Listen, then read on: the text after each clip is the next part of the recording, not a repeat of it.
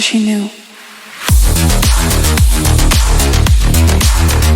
Fed Chair Powell says, very premature, to pause interest rate hikes. Federal Reserve Chairman Jerome Powell says that it is very premature to think about pausing rate hikes. We have a ways to go, Fed Chairman Jerome Powell clarified during a news conference on the central bank's economic outlook Wednesday that the Fed is not thinking about pausing its rate hikes.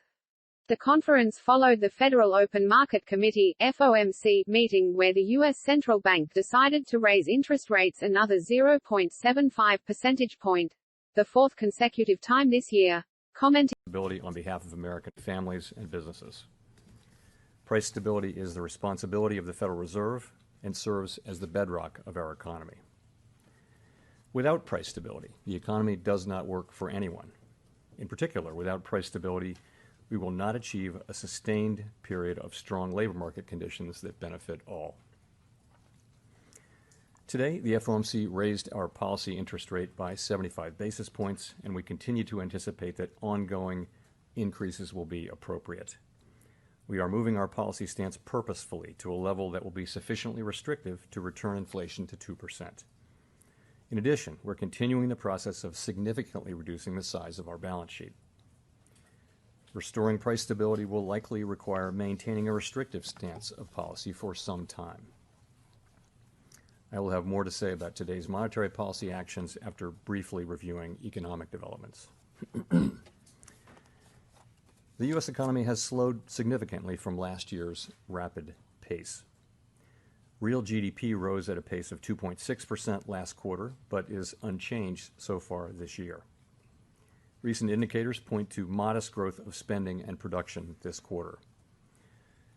Growth in consumer spending has slowed from last year's rapid pace, in part reflecting lower real disposable income and tighter financial conditions. Activity in the housing sector has weakened significantly, largely reflecting higher mortgage rates. Higher interest rates and slower output growth also appear to be weighing on business fixed investment. Despite the slowdown in growth, the labor market remains extremely tight, with the unemployment rate at a 50-year low, job vacancies still very high, and wage growth elevated. Job gains have been robust, with employment rising by an average of 289,000 jobs per month over September. Although job vacancies have moved below their highs and the pace of job gains has slowed from earlier in the year, the labor market continues to be out of balance, with demand substantially exceeding the supply of available workers. The labor force participation rate is little changed since the beginning of the year. Inflation remains well above our longer-run goal of 2%. Over the 12 months ending in September, total PCE prices rose 6.2%, excluding the volatile food and energy categories. Core PCE prices rose 5.1%. And the recent inflation data again have come in higher than expected. Price pressures remain evident across a broad range of goods and services. Russia's war against Ukraine has boosted prices for energy and food and has created additional upward pressure on inflation. Despite elevated inflation, longer-term inflation expectations appear to remain well anchored, as reflected in a broad range of surveys of households, businesses, and forecasters, as well as measures from financial markets. But that is not grounds for complacency. The longer the current bout of high inflation continues, the greater the chance that expectations of higher inflation will become entrenched. The Fed's monetary policy actions are guided by our mandate to promote maximum employment and stable prices for the American people. My colleagues and I are acutely aware that high inflation imposes significant hardship as it erodes purchasing power, especially for those least able to meet the higher costs of essentials like food, housing, and transportation. We are highly attentive to the risks that high inflation poses to both sides of our mandate, and we're strongly committed to returning inflation to our 2% objective. At today's meeting, the committee raised the target range funds rate by 75 basis points. And we are continuing the process of significantly reducing the size of our balance sheet, which plays an important role in firming the stance of monetary policy. With today's action, we've raised interest rates by 3.75 percentage points this year. We anticipate that ongoing increases in the target range for the federal funds rate will be appropriate in order to attain a stance of monetary policy that is sufficiently restrictive to return inflation to 2% over time. Financial conditions have tightened significantly in response to our policy actions, and we are seeing the effects on demand in the most interest rate sensitive sectors of the economy, such as housing. It will take time, however, for the full effects of monetary restraint to be realized, especially on inflation. That's why we say in our statement that in determining the pace of future increases in the target range, we will take into account the cumulative tightening of monetary policy and the lags with which monetary policy affects economic activity and inflation. At some point, as I've said in the last two press conferences, it will become appropriate to slow the pace of increases as we approach the level of interest rates that will be sufficiently restrictive to bring inflation down to our 2% goal. There is significant uncertainty around that level of interest rates. Even so, we still have some ways to go, and incoming data since our last meeting suggests that the ultimate level of interest rates will be higher than previously expected. Our decisions will depend on the totality of incoming data and their implications for the outlook for economic activity and inflation. We will continue to make our decisions meeting by meeting and communicate our thinking as clearly as possible. We're taking forceful steps to moderate demand so that it comes into better alignment with supply. Our overarching focus is using our tools. You were always so good at being an actor, making it last just long enough. Playing a game you always won. You never even taught me the rules. You tried to break me down, put this all on me. Tried to make me out to be crazy, and I played along 'cause I didn't wanna lose you. But I think this dream was rotten at its core. Tried to fix these things, patch it up like before, but I was the fool. Went down with a sinking.